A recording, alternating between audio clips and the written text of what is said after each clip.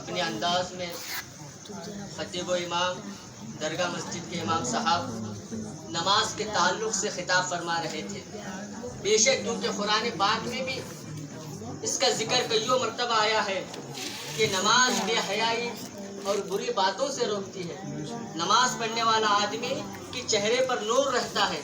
लेकिन जो मौलाना साहब ने अभी अभी बताया नमाज के ताल्लुक से, इसके अंदर एक बात का एक याद रखना, वो बात ये है कि नमाज पढ़ो लेकिन दिखावे की नमाज ना पढ़ो।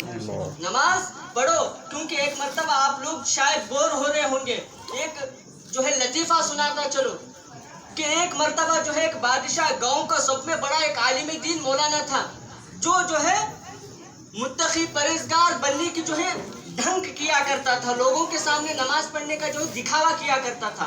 जब वो बादशाह को पता चला कि उसको तो मालूम नहीं था कि वो बादशाह को कि ये आदमी जो है ढोंगी है, वो तो कहा कि ये गांव का सब में बड़ा आलिम दीन है, तो उसे दावत को बुलाया। अब वक्त का बादशाह था, जब उसे दावत को बुलाया तो बादशाह जो है उसके सामने, अब बादशाहों के सामने खानों के कितने नए नए डिश रहते हैं।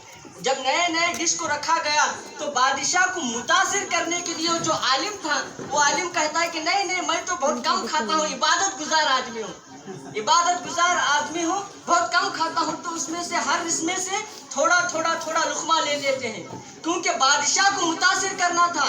बादशाह को पता नहीं था। वो मौलाना जब उसको दावत को गए थे तो अपने 7-8 साल के बच्चे को भी लेकर गए थे, अपने शादीशुदा थे, अपने बच्चे को भी लेकर गए थे।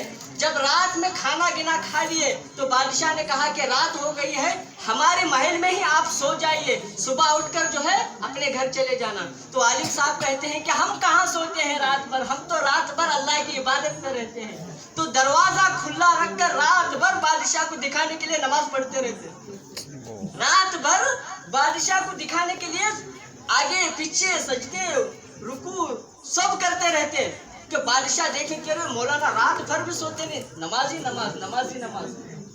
तो बादशाह देखकर मुतासिर हो, ये सोचकर जो है मौलाना दरवाजा खुला रखकर, जब क्योंकि रात में जब सोते हैं तो कुंडी लगा कर सोते हैं, मौलाना दरवाजा खुला रखकर जो है आप नमाज पढ़ने लगते हैं, ठका अटक नमाज पढ़ते हैं। तो बादशाह मुतासिर होता, ये सोचकर पढ़ते रहते। जब सुबह होती तो जो है वहां से खाली पेट चले आते।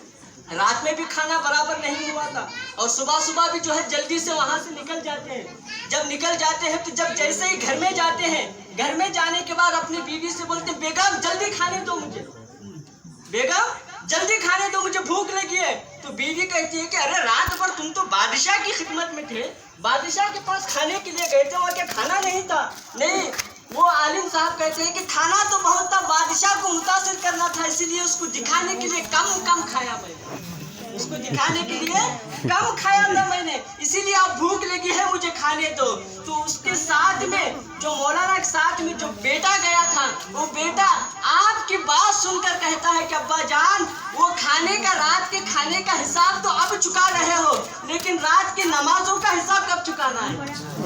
जो बादशाह को आप दिखाने के लिए नमाज पढ़े थे, जो दिखाने के लिए खाना खाए थे, वो तो उसका तो हिसाब आप कर रहे हैं, लेकिन जो रात में दिखाने की नमाज पढ़े तो उसका भी तो बदल दे दो। तो इस बात को याद रख लेना चाहिए कि हमें नमाज पढ़नी है, हर हाल में पढ़नी है, क्योंकि वो फर्ज तो फर्ज है ही, लेकिन शर्त यह है कि दिखावे की नमाज ना हो।